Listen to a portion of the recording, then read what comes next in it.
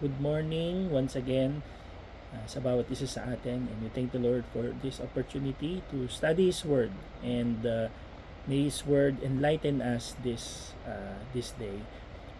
But before we continue, may I ask everyone to close our eyes, bow our heads, and let us pray. Father, we thank you for this opportunity of studying your Word. We pray, Lord, that you would open our hearts and our minds, Lord, as we dig deeper into your Word, and as we study about forgiveness, Lord. May we discharge all bitterness in our hearts, so that we may make room for forgiveness, especially for those who have sinned against us. May we also ask forgiveness for the sins that we have done to others. And we are thankful, Lord, because we know that you will bless us this morning from your word. This is our prayer in Jesus' name. Amen and amen. Ngayong umaga, pag-usapan natin yung kahalagahan noong kapangyarihan ng pagpapatawad. Alam ko bawat isa sa atin kailangan natin ng pagpapatawad, or need natin na patawarin din tayo ng iba sa mga nagawa natin. Sa buhay natin, may mga tao na darating na hindi mabuti. May mga tao na darating na masama ang ugali. May mga tao na hindi tayo ititreat ng tama. And darating yun din yung time na meron din tayong ganoong mga pangyayari sa ating mga buhay. Darating yung time that we will be mistreated, that we will be misunderstood, that we will be abused. And darating sa mga buhay natin na magsisisi tayo dahil nagawa natin yung mga bagay na hindi naman dapat natin gawin. For our personal growth and for our peace, kailangan natin matutunan na tayo ay magpatawad sa ibang tao. Napakaraming instructions, napakaraming examples about forgiveness, at napakaraming warnings ang binigay sa atin sa Bible patungkol sa topic ng hindi pagpapatawad. So, dapat magpatawad tayo. And makikita natin ng ilang mga bagay dito. Unang-una sa Ephesians chapter 4 verse 31, ang sabi doon, get rid of all bitterness, rage, anger, harsh words, and slander, as well as all types of evil behavior. Instead, be kind to each other, tender-hearted, forgiving one another, as God, through Jesus Christ, has forgiven us. No? As Jesus Christ has forgiven each and every one of us. Pangalawa, you need to see, and ang sabi doon sa Colossians chapter 3 verse 13, make allowance for each other's faults and forgive anyone who offends you. Remember, the Lord forgave you, so you must forgive others also. Unang-una, forgiving one another is letting go of your resentment towards others. No? Sabi sa Colossians chapter 3 verse 13, we are to forgive. You are to make an allowance for each other's faults and forgive anyone who offended you. Yung salitang forgive, ang ibig sabihin nito is to let loose, to release, to let go of something. For example, kung meron kang loan sa bangko at ikaw ay merong pagkakautang dito sa bangkong ito, pero yung bangko ay nagpatawad sa iyo or inalis yung utang mo, no? They are releasing you from paying back. So ibig sabihin yon, they are forgiving you of the debt. Wala ka ng utang sa kanila. Kapag ang isang tao ay nagkasala sa iyo, no, kunyari nagsinungaling patungkol sa iyo, nagsabi ng mga bagay na hindi mabuti sa tungkol sa iyo, or meron silang pangako na hindi itinupad sa iyo, or gumawa sila ng hindi mabuti para sa iyo, na-offend ka, nasaktan ka, nagkasala siya sa iyo, no? Or kung hindi ka careful sa iyong ginawa, no, or sa iyong reaction doon sa kanyang ginawa, anong pwede bang yari? Magkakaroon ka ng grudge, magkakaroon ka ng bitterness sa kanya, no? And this grudge, no, ay it will show up in the form of resentment. Magiging galit, no? Magagalit ka sa kanya. To forgive someone is to let go. Alisin daw yung bitterness, yung grudge. Let loose of the offense, no? Huwag mo nang panghawakan or alalahanin yung mga bagay na kanyang nagawa sa'yo, no? Ito ang sinabi ng Panginoon in Mark 11:25.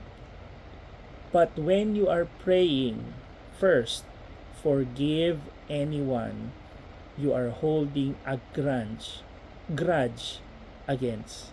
Sabi doon, tigilan mo, stop mo yung grudge, yung galit na meron ka, and let go of it. You let it go with forgiveness. Pero ano ba itong forgiveness na ito? Forgiveness is not denying, approving, or diminishing the wrong that was committed against you. Hindi ibig sabihin nito, mali yon pero dinideny mo na mali ito kasi you have to let go. Hindi. Pag sinabing pagpapatawad, hindi ibig sabihin nito ina-approve mo yung maling ginawa niya. Or, mini-minimize mo yung kamalian na kanyang ginawa dahil pinapatawad mo siya. No? Hindi mo pwedeng sabihin na, okay, it's fine. No? Or, hindi ito big deal. No? Or, sabihin mo na dahil ito ay nangyari na, move on na lang. No? We must be honest about the reality of wrong done. Maging clear sa atin ito. Kung gusto natin magpatawad, kailangan natin maging serious on both sides. So in forgiving, we are saying na itong taong ito ay mali. No? Hindi mo ina-approve yung kanyang maling ginawa, yung kanyang action. And in reality, or malaking bagay talaga yung kanyang ginawa sa iyo, but yung pagpapatawad, hindi ito nag-excuse sa kanilang behavior. No? But forgiveness prevents their behavior from destroying your heart. Pangalawa, forgiveness is not ignoring the wrong. Hindi mo ini-ignore na mali yung kanyang ginawa. Maraming mga tao, prone sila na mabuhay sa mundo as if yung mundo hindi nabubuhay yung mga makasalanan ng mga tao, or that is sinners that are capable of sin, or mga tao na nasasaktan, may kasalanan, may pain, may evil. Some people just simply try to ignore yung sin committed against them.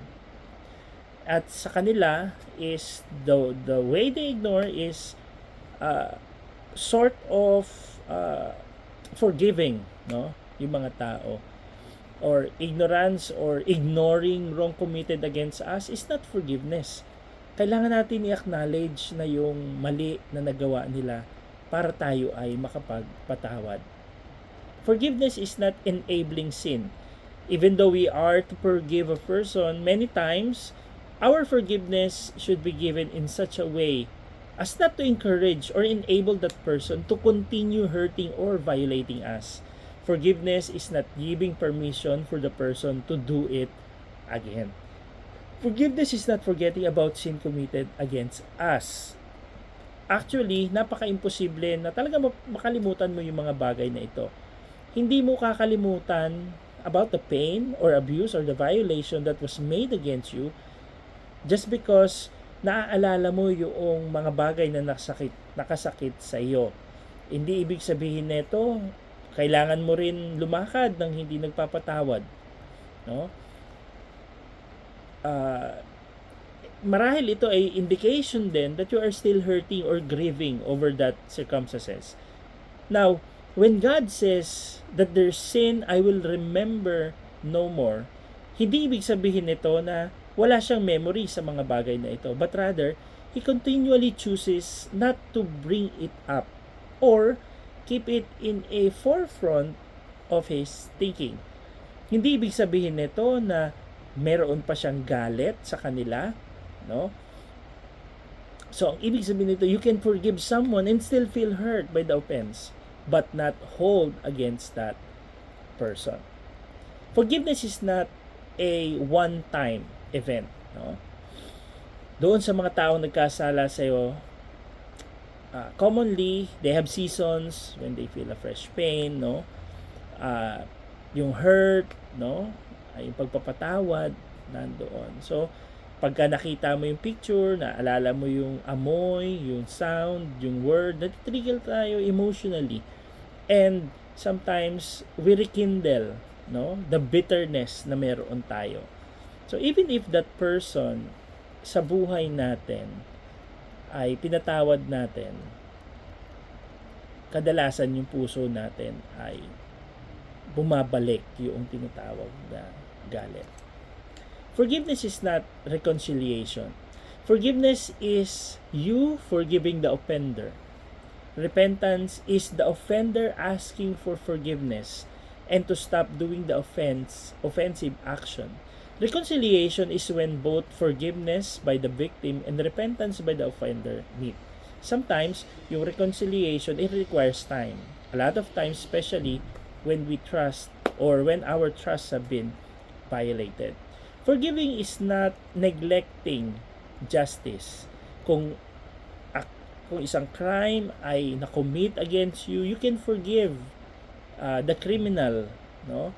Tawagin yung police at hulihin siya. Just because you forgive someone does not mean na makakatakas sila doon sa kanilang ginawa. Forgiveness and justice does not oppose each other, no? Kailangan mo pagbayaran yung kanilang ginawa.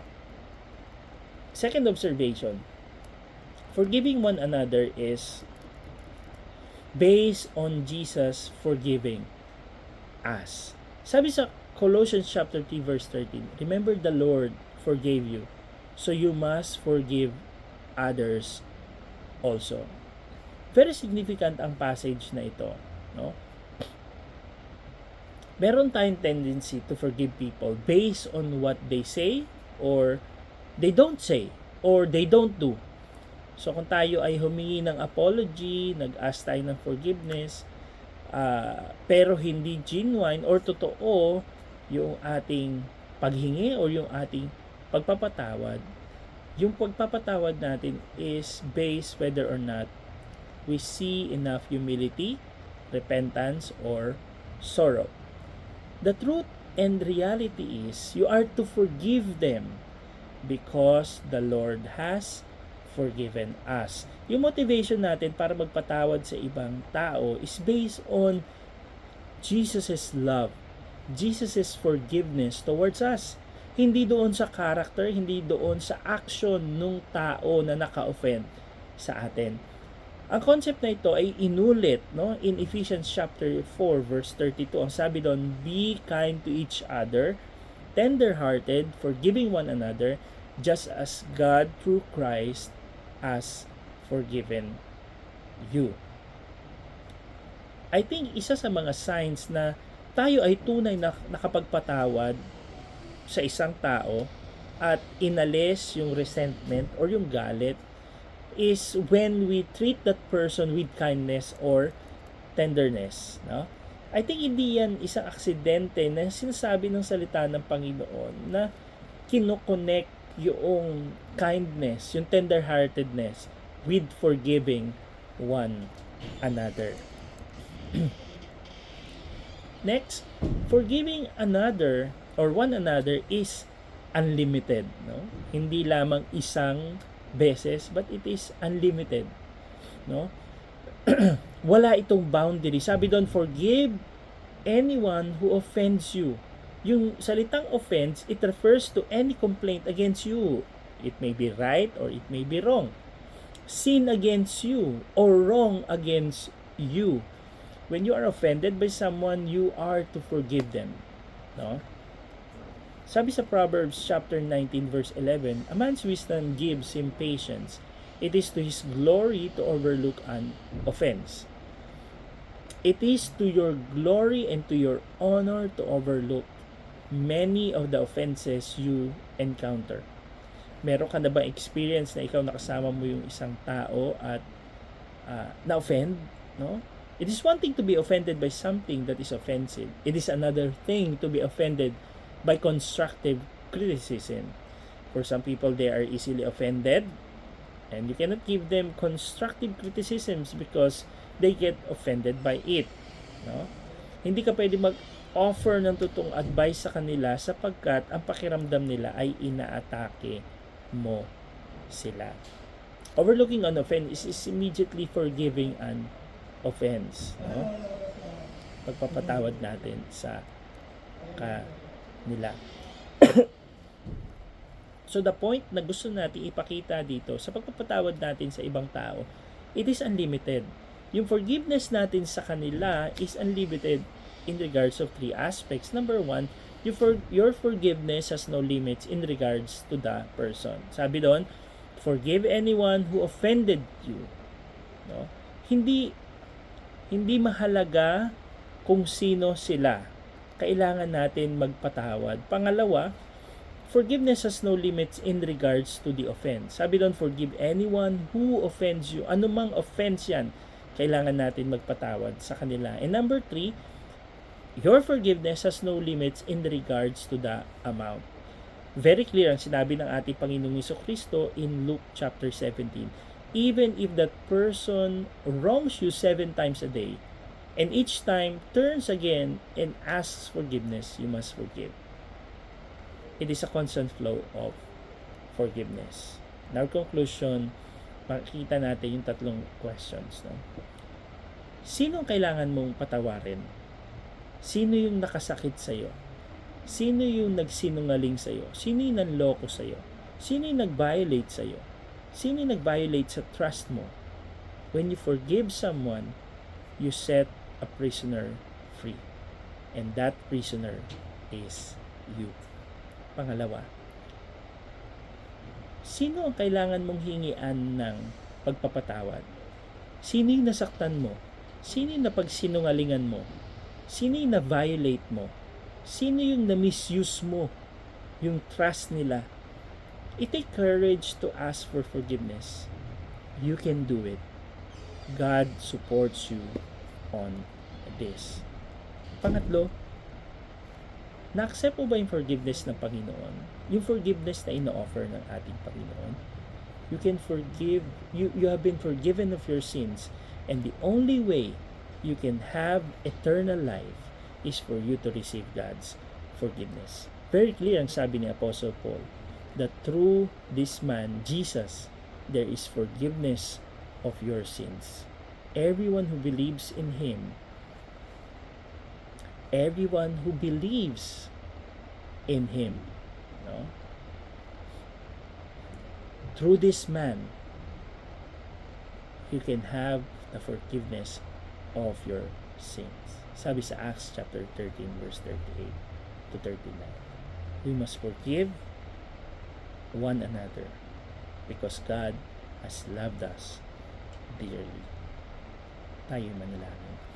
Lord, we thank you for this time and bless us, Lord, as we apply the truths that we have learned this morning, especially about forgiveness, Lord. Tulungan niyo po kami na magpatawad at patawarin yung mga taong nagkasala sa amin, gaya ng pagpapatawad po ninyo sa amin.